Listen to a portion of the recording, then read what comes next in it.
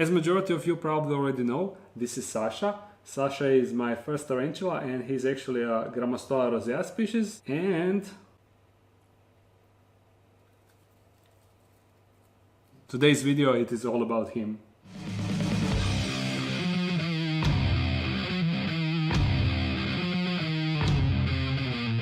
Today we will be going through all the recordings that featured Sasha. Since he was my first tarantula, I got him as a tiny sling, and now he is a mature male, so actually through this video we will see how he developed from being just a baby, tiny baby, to a mature big guy. Because that is just what he is, a mature big guy.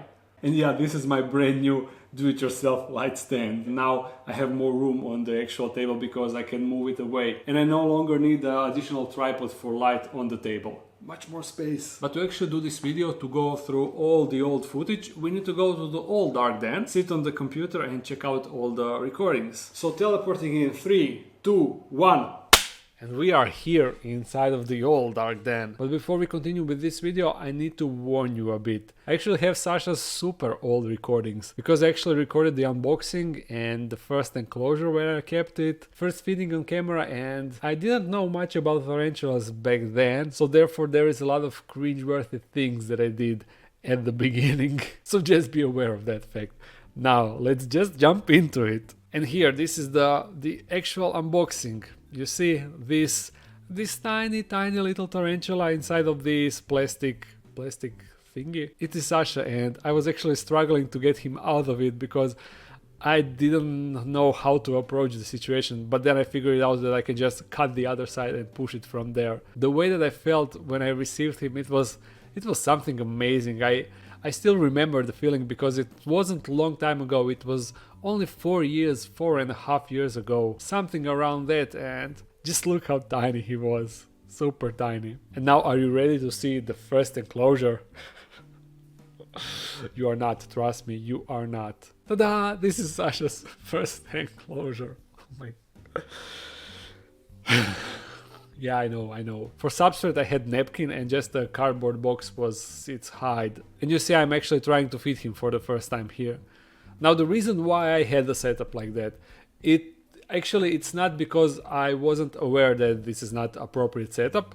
It was because in my town and in my area generally, I couldn't find any cork bark. I went to all stores, and at that time I wasn't connected with anyone else that was already keeping tarantulas to help me out. Nothing, I was completely alone and I couldn't find the cork bark. I mean cocoa fiber, not cork bark, what am I saying? Therefore that was his first setup, and you see he wasn't in the mood to eat that roach. I mean, that was probably the second day after I got him, so no surprise there that he refused to eat. This is why I always advise people, get all the stuff that you need for the tarantula before actually getting the tarantula. Because first I ordered the tarantula and then I started looking for other stuff that I need.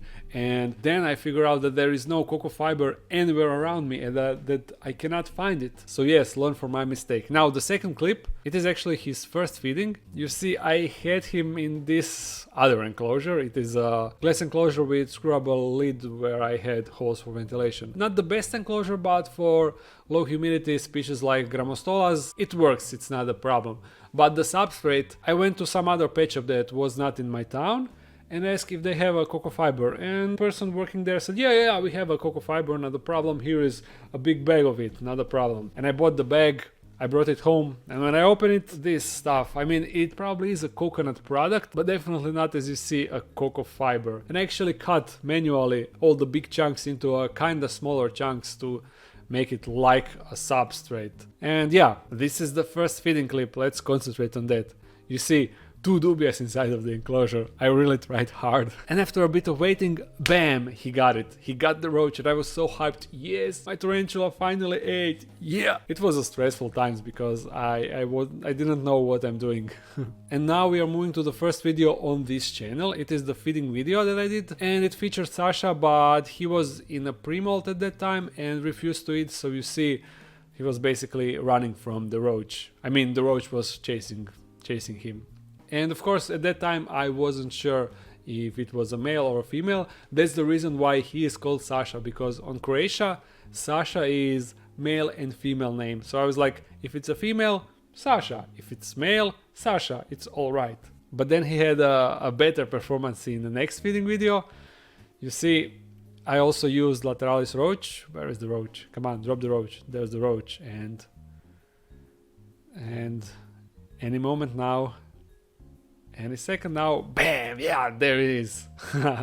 Damn, I still remember how extra exciting was when your tarantula ate. Because when you only have few, you can't really see it all the time, especially if it's some species that often refuse food. Yeah, this was from the third feeding video on this channel, and yes, in early feeding videos I was feeding any tarantula in my collection that would actually eat, because I only had a few at that time, maybe like 10 or 15. And this time-lapse of a feeding video, this was actually a first Sasha's time-lapse. Actually the only time-lapse of his molt, I think, yeah.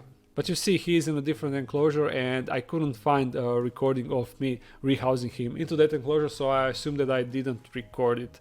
But yeah, and he was already a bit bigger than in previous videos.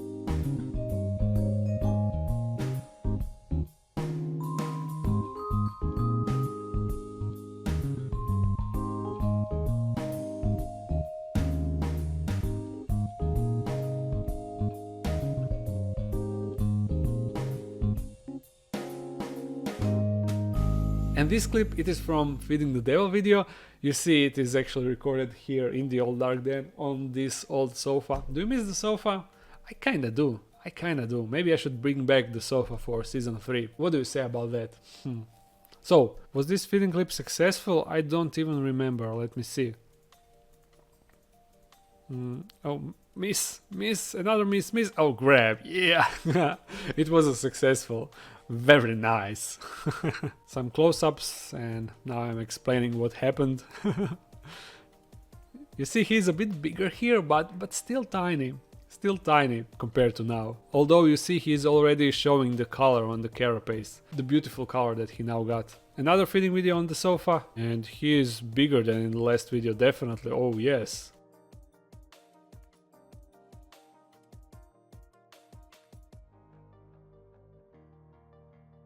Next feeding clip, this was also the same size. Also a slow takedown, chilled takedown I would say. But yeah, you see he's already fluffy and all nice. This is probably 1 or 2 molts before the ultimate molt. And this is the rehouse video when I finally moved him from that CD enclosure into his current enclosure, his actual last enclosure. And I remember that I was explaining in this video that this enclosure that he is being kept now, that is actually the first glass enclosure that I personally made, so it is appropriate to have a first tarantula inside of the first enclosure. I don't know, I like that. Oh yeah, this is the rehouse, and he didn't want to leave that cup. You see, I had trouble with it. But eventually, yes, almost, come on, go, yeah, finally, there he is, inside of his current enclosure. And this is before I put the dark den sign inside. And judging by the size, this was before he molted in the ultimate molt. I think so. Next feeding video, you see there is a sign already inside. Oh, and he was really eager to go outside. But if I remember correctly, I think that he refused the roach. He seemed like interested. You see, like touching it and grabbing it, but yeah, it didn't happen. He still tried to go outside, but I pushed him back. I didn't allow that. Next clip, and this is the relatively recent clip. This is when he molted. Let me just check the data. I received him in November in 2014. And when did he molt? He molted in August 2018. So that is like what? 3 years and 10 months. Approximately 3 years and 8 months, and I have no idea how old he was when I got him. But in case you get a grammostola rosea of that size, that is approximately how much it takes for mature male to mature. And these are the clips where I said that he matured and showed him. This is his old molt, and of course this was recent. You see, this was recorded in New Dark Den.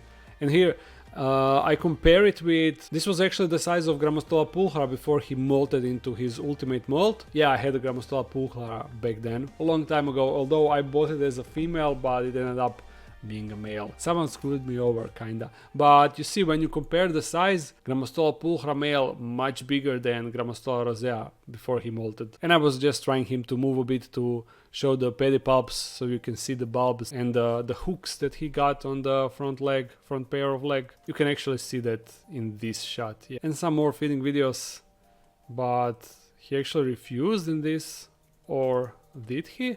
I don't remember. This is the recent feeding video, but I don't remember if he actually ate or not. No, he didn't eat. But I just showcase how awesome he looks. And this is actually the last feeding video that I recorded with him. It was really cool slow motion video. Just look how he springed and jumped up. Even though I pulled him a bit, but he actually jumped. Yeah, he actually jumped. Really cool. Really cool feeding clip. And you see Dubia was struggling, but there is no help. No help once the fangs are inside. Yeah, these are all the clips that feature Sasha. Now we need to find a girl for him because we need a sexy time with him, definitely. Even though Grammostola males usually live for an extended period of time even after they mature, so he probably got a few years. I really don't worry that he will die soon, hopefully, I really hope. So, I hope you enjoyed this video. If you did, you know, thumbs it up and comment something. If you want to support this channel even more, there's a Patreon page. If you are new to this channel, make sure to subscribe and hit that bell icon. I upload every Monday and Friday, so see you again soon. Bye!